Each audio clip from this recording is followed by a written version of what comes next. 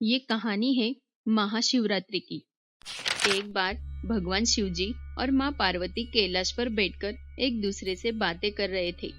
तभी माँ पार्वती जी ने शिवजी से पूछा, प्रभु, आप तो अपने भक्तों की सारी मनोकामना पूरी करते हैं। आप मुझे बताओ कि आपकी कृपा पाने के लिए कौन सा ऐसा व्रत है जो श्रेष्ठ माना गया है, जिससे मनुष्य के सभी कष्ट दूर हो जाते हैं। तभी शिवजी बोले, देवी पार्वती, आपको तो ज्ञात है महाशिवरात्रि का दिन मुझे कितना प्रिय है। इस दिन जो भी भक्त सच्चे हृदय से मेरी पूजा करता है, मैं उसकी सारी मनोकामनाएं पूरी करता हूँ। आज मैं आपको शिवरात्रि व्रत से जुड़ी एक शिकारी भक्त चित्रभानु की कथा सुनाता हूँ कि किस तरह चित्रभानु ने अनजाने में मेरी पूजा की और उसे मोक्ष की प्राप्ति हुई। तो शिवजी बताते हैं, एक दिन चित्रभानु नाम का एक शिकारी था।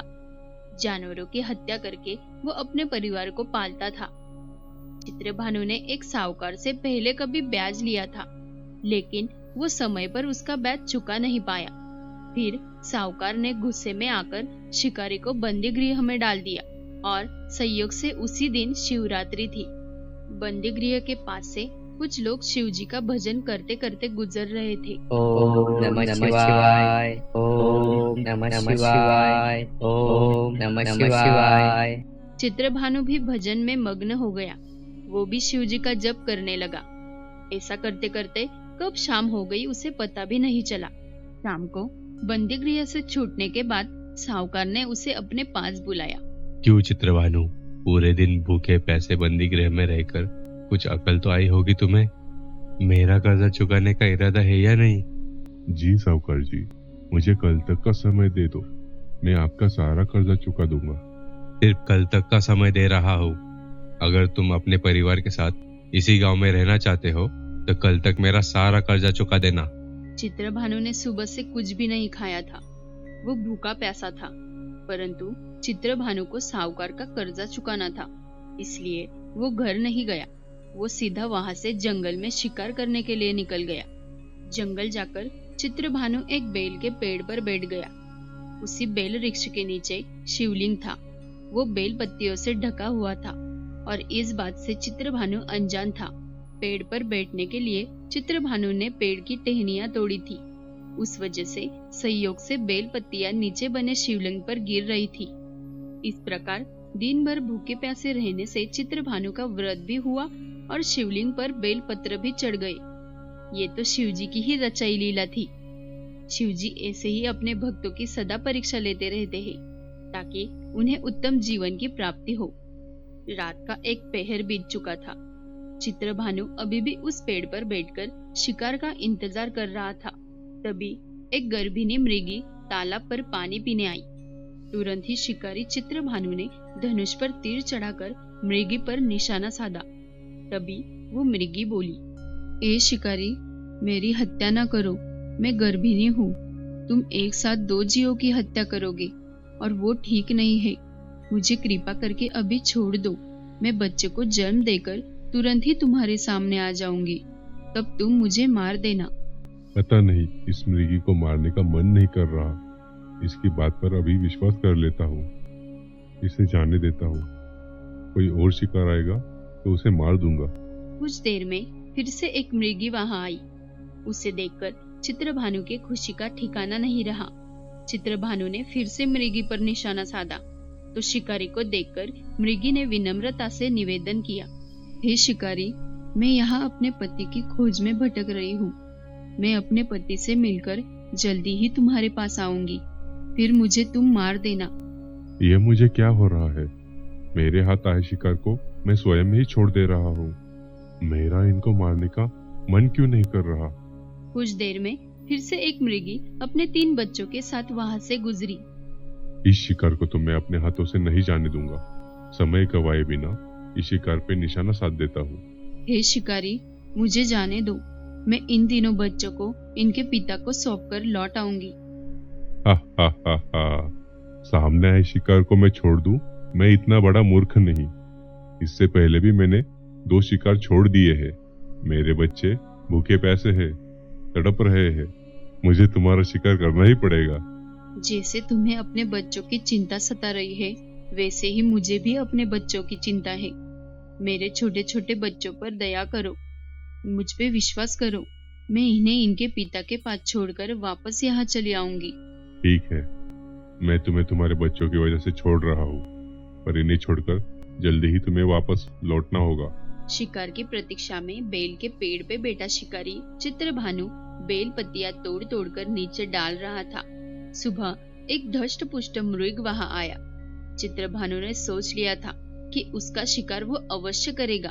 शिकारी के तीर को देख के वो मृग बोला, हे शिकारी, अगर मुझसे पहले आने वाले 3 मृगियों को और छोटे छोटे बच्चों को तुमने मार डाला है तो मुझे भी मारने में देर न करो। मैं उन मृगियों का पति हूँ। यदि तुमने उन्हें जीवन दान दिया है तो मुझे भी कुछ समय के लिए जीवन दान दे दो। मैं उनसे मिलकर तुम्हारे सामने जल्द ही लौटूंगा। मृग की बातें सुनकर शिकारी के सामने पूरे रात का घटना चक्र घूम गया। रात की सारी कथा उसने मृग को सुना दी। हे शिकारी, अगर तुमने मुझे मार दिया तो मेरी पत्नियां जिन्होंने वापस लौटने का वादा किया है वो अपना वादा निभा नहीं पाएगी। जैसे तुमने उन पे विश्वास किया वैसे मुझ पर भी करो। मैं उन सब के साथ तुम्हारे सामने जल्द ही लौटूंगा। अनजाने ही सही, शिवरात्रि व्रत करने से, रात्रि जागरण और शिवलिंग पर बेलपत्र चढ़ने से शिकारी चित्रभानु का हिंसक हृदय साफ हो गया था। उसमें भगवत शक्ति का वास हो गया था। धनुष और बाण उसके हाथ से सहज ही छूट गए। थोड़ी देर बाद वो मृग सह परिवार शिकारी के सामने आकर खड़ा हो गया ताकि वो उनका शिकार कर सके। परंतु जंगली प्राणियों की ऐसी सत्यता देखकर चित्रभानु को दुख हुआ। उसके आंखों से पानी गिरने लगा। हे मृग और मृगियों, तुम्हारे हृदय की यह सत्यता देखकर मेरा मन भर आया है। मैं तुम्हें नहीं मार सकता, तुम यहाँ से चले जाओ।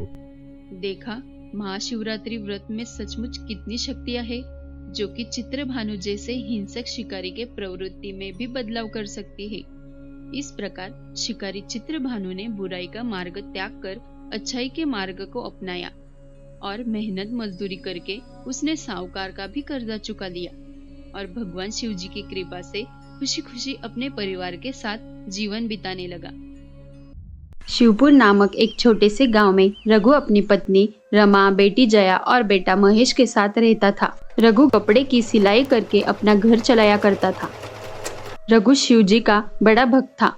वो कपड़े सिलते हुए और दूसरा कोई भी काम करते हुए भगवान भोलेनाथ का स्मरण करता था। ओम नमः शिवाय, ओम नमः शिवाय, ओम नमः शिवाय। रघु ऐसे ही नाम स्मरण करते अपना काम करता था। रघु के घर के पास ही श्याम नाम का आदमी रहता था। वो रघु से ईर्ष्या भाव रखता था। अरे रघु की मशीन की कितनी आवाज आती है और हर वक्त भगवान का नाम जपता रहता है ये रघु। इसके वजह से मेरी नींद भी पूरी नहीं होती। इस रघु के बच्चे का कुछ तो करना ही पड़ेगा। ये बोलकर श्याम सोचने लगता है, ऐसा क्या किया जाए जिससे रघु मशीन चलाना और भगवान का नाम लेना बंद कर दे। फिर एक दिन रघु के घर किसी को न देख श्याम चुपचाप रघु के घर में घुस जाता है और रघु की मशीन उठाकर अपने घर में छिपा देता है। अब देखता हूँ कैसे कपड़े सीता है ये रघु। चलो अब थोड़ा सो जाता हूँ, आज मस्त नींद आएगी भाई। ये सोच के श्याम सो जाता है और उधर रघु घर आ जाता है और वो देखता है मशीन उसके जगह पे नहीं थी। अरे ये क्या, मेरी मशीन कहाँ गई? रमा, अरे ओ रमा, कहाँ हो? अरे हाँ आती हूँ। क्या हुआ, इतना चिल्ला क्यों रहे हो? अरे यहाँ पे मेरी सिलाई मशीन रखी थी, तुमने घर साफ करते समय दूसरी जगह रख दी क्या? जी नहीं, मैं तो भाजी लेने बाजार गई थी और अभी आई हूँ। रुको, बच्चों को पूछती हूँ। बच्चों, तुमने पिताजी की सिलाई मशीन देखी क्या? नहीं माँ, हम तो बाहर बंटी के साथ खेल रहे थे। तो फिर कहाँ गई मेरी मशीन? कहीं किसी ने चुरा तो नहीं ली? हे भोलेनाथ, ये क्या हो गया? कहाँ होगी मेरी मशीन? अब मैं क्या करूँ? मैंने तो कभी किसी का बुरा नहीं चाहा और ना ही किसी का बुरा किया, फिर मेरे ही साथ ऐसा क्यों? फिर रघु घर के बाहर जाकर आजू बाजू के लोगों को मशीन के बारे में पूछता है। भाई जी, क्या आपने किसी को मेरी मशीन ले जाते हुए देखा? जी नहीं, मैंने नहीं देखा, मैं तो मेरे काम में व्यस्त था भाई। क्या आपने देखा? जी नहीं, किसी को नहीं देखा। बाहर लोगों को पूछने पर भी कुछ पता नहीं चला। फिर रघु निराश होकर शिवजी के पास बैठ जाता है और सोचने लगता है, तो ठीक है, अगर मेरे प्रभु को यही मंजूर है तो यही सही। रघु बहुत परेशान था क्योंकि उसके पास घर चलाने का एक ही जरिया था, वो थी उसकी मशीन। वो भी अब चोरी हो चुकी थी और वो पुलिस जी के पास भी शिकायत करने नहीं गया क्योंकि उसने अपने भोलेनाथ पर सब कुछ सौंप दिया था। उसने सोचा शायद भगवान शिवजी उसके भक्ति की परीक्षा ले रहे हैं। ऐसे में भगवान भोलेनाथ अपने भक्त को कैसे दुखी देख सकते हैं। उनको सब पता था रघु के साथ क्या हुआ है। अपने भक्त की मदद करने के लिए उनको धरती पे आना ही पड़ा। फिर एक दिन अचानक से श्याम बहुत बीमार हो जाता है और उस वजह से उसका शरीर सुन्न पड़ जाता है। ये मुझे क्या हो गया अचानक से? ऐसा लग रहा है मेरे शरीर पे किसने कुछ कर दिया है। वो दर्द से तड़प रहा था। फिर वो डॉक्टर के पास जाने के लिए घर से निकला तो रास्ते में एक बाबा पेड़ के नीचे बैठे थे। श्याम भी थक हार के पेड़ के नीचे जा बैठा। क्या हुआ बेटा, तू डॉक्टर के पास जा रहा था ना, तो यहाँ क्यों रुक गया? क्या? आपको कैसे पता मैं डॉक्टर के पास जा रहा था? बाबा हंसते हुए बोले, मुझे सब पता है बेटा, तुम्हारे साथ क्या हो रहा है और क्यों हो रहा है। मतलब मैंने क्या किया? तो बाबा बोले, तुम खुद के मन को पूछो कि तुमने किस भले जीव को परेशान किया है। श्याम सोच में पड़ गया कि बाबा को कैसे पता, और वो बाबा को पूछने ही वाला था कि बाबा वहां से गायब हो गए। ये देखकर श्याम घबरा गया।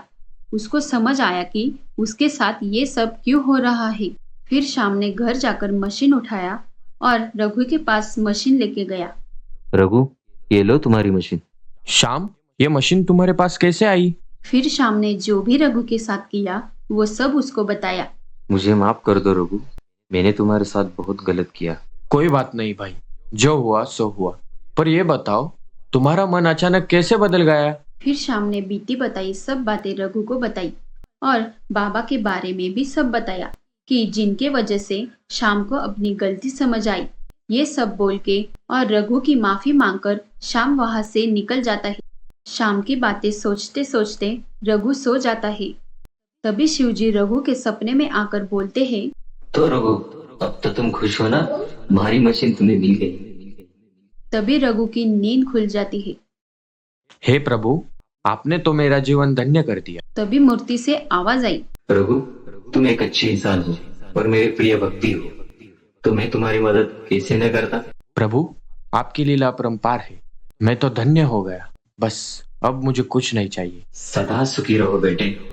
उस दिन के बाद रघु जीवन में सफल हो गया। मोहन एक गरीब किसान था। वो दिन रात मेहनत करके अपने और अपने परिवार का पेट भरता था। मोहन के परिवार में उसकी बीवी और 2 बच्चे थे। दिन रात खेत में काम करने के बावजूद उसका गुजारा नहीं होता था, इसलिए वो साथ साथ दूसरे भी छोटे मोटे काम करता था। मोहन भगवान भोलेनाथ का अनन्य भक्त था। एक दिन उसकी पत्नी मंजू ने कहा, अजी सुनते हो, वापस आते समय राशन लेके आना। घर में कुछ भी खाने को नहीं है, बच्चे भूखे हैं, मुझे खाना बनाना है। मंजू, मैं अभी शिव मंदिर जा रहा हूँ। शिवलिंग को जल चढ़ा के मैं आते समय राशन ले आऊंगा। मोहन शिवजी की पूजा करना कभी नहीं भूलता था। वो शिवजी का परम भक्त था। ओम नमः शिवाय, ओम नमः शिवाय, ओम नमः शिवाय। हे भोलेनाथ, अपने भक्त पर अपनी कृपा बरसाओ। कब तक मेरे बच्चे ऐसे भूखे सोएंगे? पत्नी को तो बोल दिया है मैंने, घर आते समय राशन लेके आऊंगा, पर मेरे पास तो ढंग का काम भी नहीं है। खेत से भी कुछ नहीं हो रहा, अब मैं कहाँ से पैसे लाऊं? ऐसा कहकर मोहन रोने लगा। वो अपना मन हल्का कर काम के तलाश में निकल पड़ता है। कुछ दूर चलने के बाद उसे एक आदमी दिखता है। अरे भाई सुनो, ये सामान मेरे घर में शिफ्ट करवाना है, क्या तुम कर दोगे? मोहन मन में सोचता है, ये इतना सामान है, इसे हिलाने में तो पूरा दिन निकल जाएगा। मोहन की चुप्पी देखकर वो आदमी बोला, भाई चिंता मत करो, मैं तुम्हें तुम्हारे पूरे दिन के 1000 रुपए दूंगा। धन्यवाद मालिक। मोहन उस आदमी का सारा सामान शिफ्ट करने लग जाता है। काम खत्म होने के बाद आदमी मोहन को 1000 रुपए देता है। ये लो तुम्हारे 1000 रुपए। धन्यवाद सेठ जी, और कुछ काम हो तो बताना। हे भोलेनाथ, आज मैंने आपको अपनी पीड़ा बताई और साथ ही साथ आपने मेरी मदद भी कर दी। बाबा आपकी लीला अपरंपार है। आपका बहुत बहुत धन्यवाद। मोहन राशन की दुकान से राशन खरीदकर घर जाता है। मंजू, देखो मैं घर का खाना लेके आया हूँ। तुम जल्दी खाना बना दो, बहुत भूख लगी है। राशन के लिए पैसे कहाँ से आए? एक सेठ के यहाँ काम मिल गया था। सब भोलेनाथ की कृपा है। ऐसे ही हम पे भोलेनाथ की कृपा बरसती रहे बस। हाँ, मैं तो सावन के महीने में कावड़ यात्रा पे जाऊंगा। अभी सावन के महीने में कुछ समय है, तब तक थोड़ा ज्यादा काम करके पैसे इकट्ठा करूंगा। मोहन मेहनत मजदूरी करके पैसा जमाने लगा और कुछ ही दिन में सावन आता है और मोहन कावड़ यात्रा के लिए तैयार हो जाता है। ये लो, मैंने रास्ते के लिए खाना बांध दिया है। और हाँ, अपना ख्याल रखना। मेरी चिंता ना करना, मेरे साथ तो भोलेनाथ है ना। तुम बच्चों का ख्याल रखना। ये बोल के मोहन अपनी यात्रा प्रारंभ करता है। दूसरे कावड़ियों के साथ मोहन अपनी यात्रा 2 दिन अच्छे से पूरी कर लेता है, परंतु तीसरे दिन अचानक से जोरदार बारिश होने लगती है। थोड़ी देर में बारिश तो रुक जाती है, पर उस बारिश के वजह से मोहन पूरी तरह भीग जाता है और बीमार पड़ता है। तेज बुखार के कारण वो चल भी नहीं पाता। अरे भाई, तुम्हें तो बहुत तेज बुखार है, यहाँ कोई डॉक्टर भी नहीं मिलेगा। एक काम करो, तुम घर वापस चले जाओ। नहीं नहीं, मैं तो भोलेनाथ को जल चढ़ा के ही घर वापस जाऊंगा। हे भगवान, अब मैं क्या करूं? अब तो आपका ही सहारा है। उधर कैलाश पे शिवजी सब देख रहे थे। मोहन को उसके लक्ष्य तक मैं जरूर पहुंचाऊंगा। ऐसा कहकर शिवजी भूलोक पर एक आदमी का रूप लेकर आते हैं। भाई, मुझे भूख लगी है, तुम्हारे पास कुछ खाने को मिल सकता है? ये मेरे पास कुछ खाना बचा है, ये आप खा सकते हो। वैसे आपका नाम क्या है? धन्यवाद भाई, मेरा नाम भोला है। वैसे आप ठीक नहीं लग रहे हो, बीमार हो लगता है। मैं कावड़ यात्रा पे जा रहा था, बारिश में भीगने की वजह से बीमार हो गया। आपने मुझे खाना दिया है, आपको कोई दिक्कत ना हो तो क्या मैं आपकी मदद कर सकता हूँ? आपका बहुत बहुत धन्यवाद। ऐसा बोल के भोला मोहन की कावड़ उठाता है और दोनों भोले बाबा की धाम की ओर बढ़ते हैं। एक दिन के बाद दोनों धाम पहुंच जाते हैं। ये लो भाई, आप अंदर जाकर जल चढ़ा दो। धन्यवाद भाई, आप नहीं होते तो मेरी यात्रा ना जाने कैसे पूरी होती। ये बोल के मोहन कावड़ लेके मंदिर में जाके भोलेनाथ को जल चढ़ाता है। बाहर आने के बाद देखता है जहाँ भोला खड़ा था वहाँ भोले बाबा का त्रिशूल था। थोड़ी देर शांत होकर सोचता है तो वो समझ जाता है कि उसकी कावड़ यात्रा पूरी करने में भोलेनाथ ने मदद की है। हे भोलेनाथ, आपने मेरी मदद की, आज मेरा जीवन सफल हो गया। अब मुझे जीवन में और कुछ नहीं चाहिए। उस सब के बाद मोहन खुशी खुशी घर लौट जाता है।